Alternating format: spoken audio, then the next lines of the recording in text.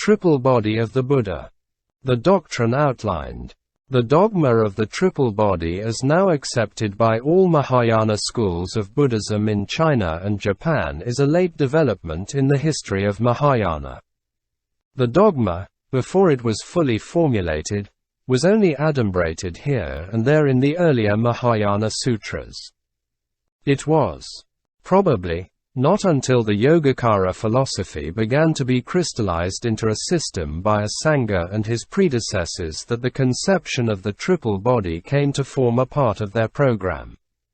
According to the Yogacara philosophy, the triple body is Dharmakaya, Sambhogakaya, and Nirmalakaya. Dharma here may be understood in either way as reality, or as law-giving principle, or simply as law. Kaya means body, or system. The combination, Dharmakaya, is then literally a body or person that exists as principle.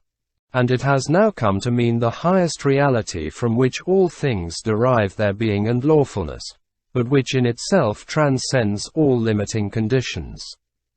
But Dharmakaya is not a mere philosophical word, as is indicated by the term, Kaya, which suggests the idea of personality, especially as it relates to Buddhahood.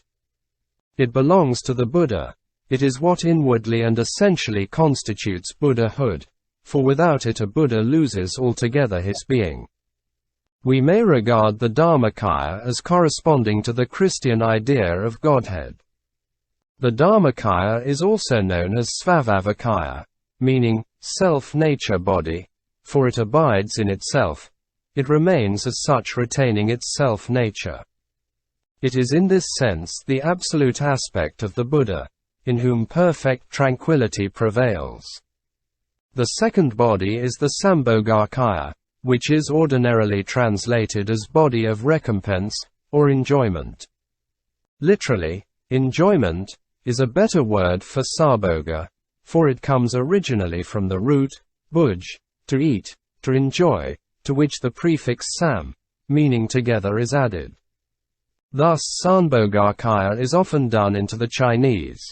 When we have recompense or reward body for it, the Chinese seem to point to another Sanskrit original, or else it is not quite a literal rendering, but given according to its derivative sense. For this body of enjoyment is attained as the result of or as the reward for a series of spiritual discipline carried on through so many kalpas.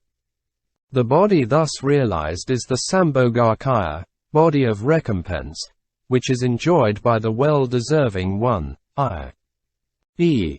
Bodhisattva Mahasattva.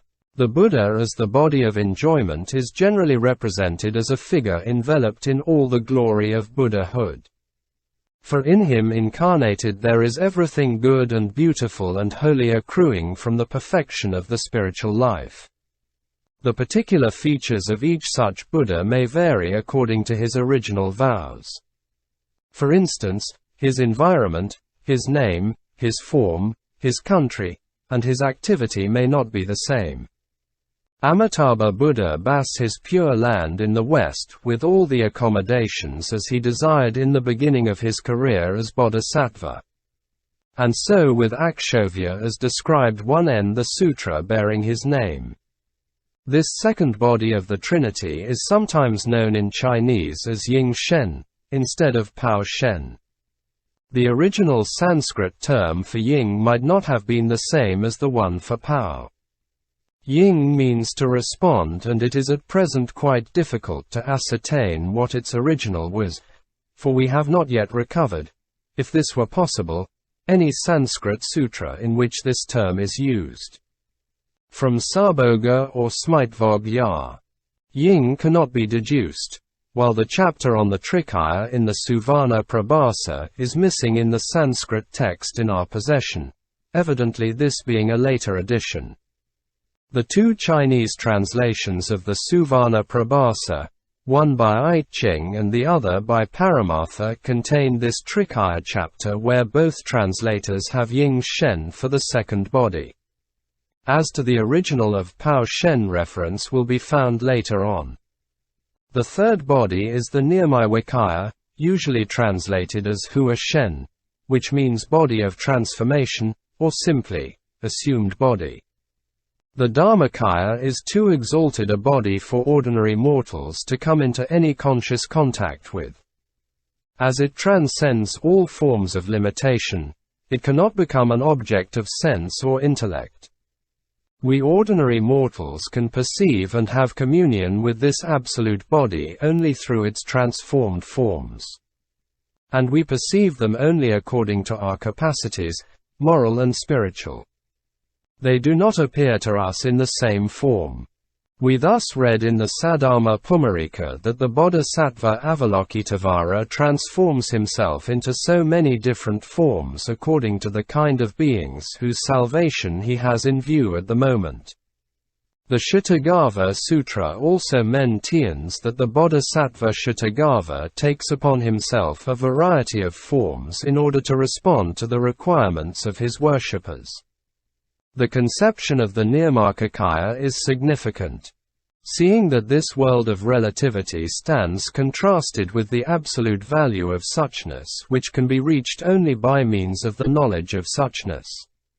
The essence of Buddhahood is the Dharmakaya, but as long as the Buddha remains such, there is no hope for the salvation of a world of particulars. The Buddha has to abandon his original abode, and must take upon himself such forms as are conceivable and acceptable to the inhabitants of this earth. The Holy Spirit emanates, as it were, from absolute Buddhahood and is seen by those who are prepared by their previous karma to see him. Nirvana comes from the root ma, to measure, to form, to display, to which nir, meaning out of, is prefixed. And the whole term, Nirmapakaya, is generally rendered as body of transformation in most sutras and sastras. Sometimes, however, Ying Shen, response body, is used for this third member of the Trinity, causing confusion with the second member, which is occasionally also designated as Ying Shen. It is suspected that Ying Shen as the third body is not Nirmapakaya in Sanskrit, perhaps it is Samvriti, as can be gathered from Tibetan sources.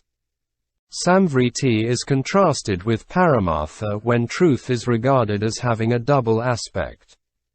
One as absolute truth, and the other as relative, in concession to or in response to the worldly way of thinking. The Samvriti Kaya, therefore, may mean the body of the Buddha which he assumes in response to the requirements of his followers. In this the Buddha appears transformed and not in his original aspect as he is in himself. The Suvana prabhasa on the triple body. There is a chapter, as was stated above, in the Chinese Suvana prabhasa devoted to the exposition of the Trikaya dogma.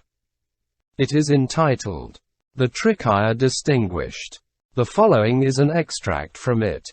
The Buddha addressing the Bodhisattva Akasagarbha said, O son of a good family, the Tathagata has a triple body, Hua Shen, Ying Shen, and Fashion. When the triple body is attained, unparalleled supreme enlightenment is attained. How does a bodhisattva understand Hua Shen? O son of a good family, when the Tathagata was of old disciplining himself, he practiced all kinds of virtues for the sake of sentient beings. The discipline reached its perfection, and by virtue of the discipline he attained the state of freedom. And because of this freedom he knows how to follow up the minds of all beings, how to be in accord with their conduct, and how to enter into their worlds.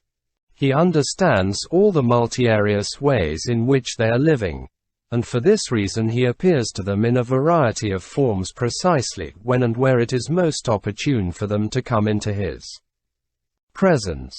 He never makes mistakes in this respect, not only in time and space, but in conduct and discourse. The body he there assumes in such multiple forms is called the body of transformation. O son of a good family!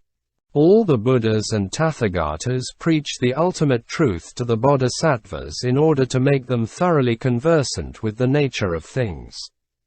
to make them see into the oneness of nirvana and sarasara, to make the hearts of sentient beings rejoice by wiping them clear from all fears arising from the thought of an ego, to lay down the foundations for the teachings and doings of the Buddhas, which must have no boundaries to be truly in accordance with the suchness of things, as well as with the knowledge of suchness and also with their original vows.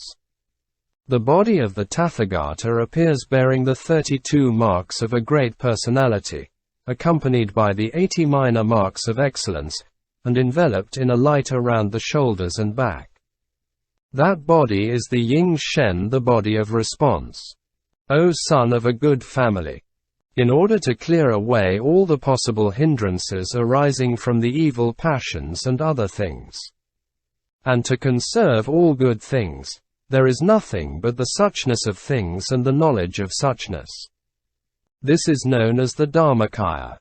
The first two bodies are temporarily discriminated, while the third one is true reality, being the root of the first two. For when severed from the suchness of things and from the knowledge of non-discrimination, all the Buddhas cease to have virtues of their own. For the state of immaculate Buddhahood is attained only when the knowledge that constitutes the essence of all the Buddhas is realized, and thereby putting an end ultimately to all evil passions.